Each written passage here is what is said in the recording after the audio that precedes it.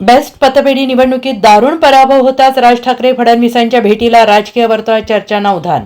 मनसे प्रमुख राज ठाकरे मुख्यमंत्री देवेंद्र फडणवीस यांच्या भेटीसाठी वर्षा निवासस्थानी पोहोचले आहेत. आज सकाळी 9 वाजण्याच्या सुमारास राज ठाकरे वर्षा या निवासस्थानी देवेंद्र फडणवीसांच्या भेटीसाठी पोहोचले आहेत. नागरिकांचे विविध प्रश्न घेऊन राज ठाकरे देवेंद्र फडणवीसांकडे पोहोचलेले आहेत. मात्र काल बेस्ट पतपेढी निवडणूक झाली.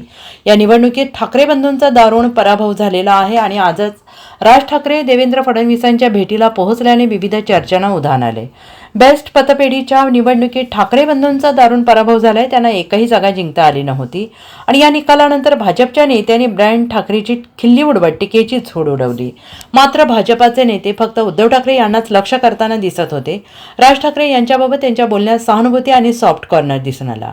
एकाही भाजप नेत्याने राज ठाकरे यांच्यावर टीका करण्याची हिंमत केली नाही.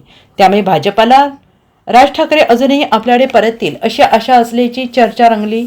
या पार्श्वभूमीवर आता राज ठाकरे हे देवेंद्र फडणवीसांच्या भेटीला वर्षा बंगल्यावर पोहोचले आहेत. त्यामुळे राज ठाकरे यांनीही भाजप आणि महायुतीकडे परत जाण्याचे दोर अजून पूर्णपणे तोडलेले नाहीत अशी नवी चर्चा रंगू लागली आहे. त्यामुळे आता राज ठाकरे आणि देवेंद्र फडणवीसांच्या या बैठकीत काय घडणार याकडे सगळ्यांच्या नजरा लागल्या आहेत. एक स्कॉटिश मला माहिती आहे की आता मी जे काय बोलणार आहे त्याच्यामध्ये फारसा तुम्हाला इंटरेस्ट नाही आहे, पण तरी पण आता मी कशासाठी गेलो होतो हे तुम्हाला सांगणं गरजेचं आहे. आणि याच्यामध्ये तुम्हाला दुसरीकडे कोणाकडे तरी जाऊन तुम्हाला काय वाटतं असं होणार नाही तुमचं. त्याच्यामुळे तुम्हाला आता या विषयामध्ये किती इंटरेस्ट असेल मला माहिती नाही. एक फार चांगलं वाक्य आहे त्या एका स्कॉटिश साहित्यिकाचं आणि त्याच्यानंतर ते बऱ्याच लोकांनी वापरलं. मला असं वाटतं लेनिनने वगैरे पण ते नंतर त्या गोष्टी यूज केल्या थोड्याशा वेगवेगळ्या पद्धतीने की तुमच्याकडची लहान मुलं कोणती गाणी गातात सांगा, मी तुमच्या देशाचं भविष्य सांगतो, असं ते वाक्य होतं. मला थोडंसं ते बदलावं असं वाटतं आणि ते बदललेलं वाक्य असं आहे की तुमच्याकडे ट्रॅफिकचा तुम्ही केऑस दाखवा किंवा तुमच्याकडची ट्रॅफिकची परिस्थिती दाखवा, मी तुम्हाला तुमच्या देशाचं भविष्य सांगतो.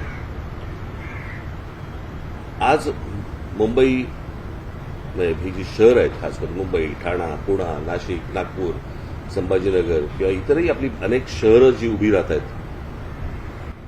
यातल्या बऱ्याचशा सगळ्या शहरांमध्ये आज खूप मोठ्या प्रमाणावरती रिडेव्हलपमेंटची कामं मोठ्या प्रमाणावरती उभी राहत आहेत आणि सरसकट सर्रास सगळ्या ठिकाणी ह्या गोष्टी होत आहेत. त्याच्यामध्ये प्रचंड मोठ्या प्रमाणावरती अनधिकृत गोष्टी पण होत आहेत.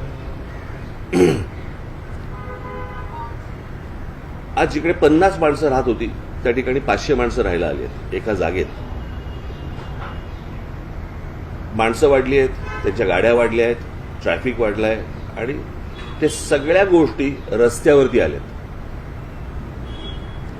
म्हणजे साधारणपणे 26 जुलैला जो पाऊस पडला होता तो साधारणपणे काहीतरी मी चुकत नसेल तर काहीतरी 900 इंच वगैरे काहीतरी पाऊस एका दिवसात पडला होता.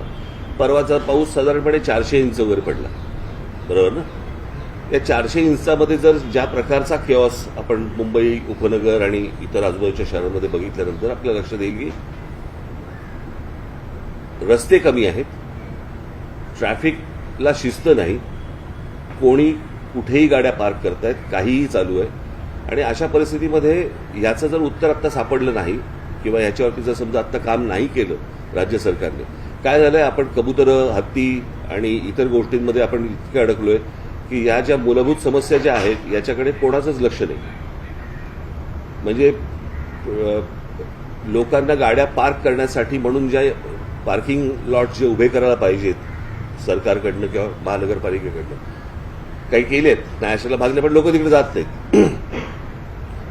मला असं वाटतं की या ठिकाणी लोकांनी गाड्या पार्क करणं, जिथे पार्किंग नसेल तिकडे, आणि या प्रकारची एक शिस्त लावणं गरजेचं आहे.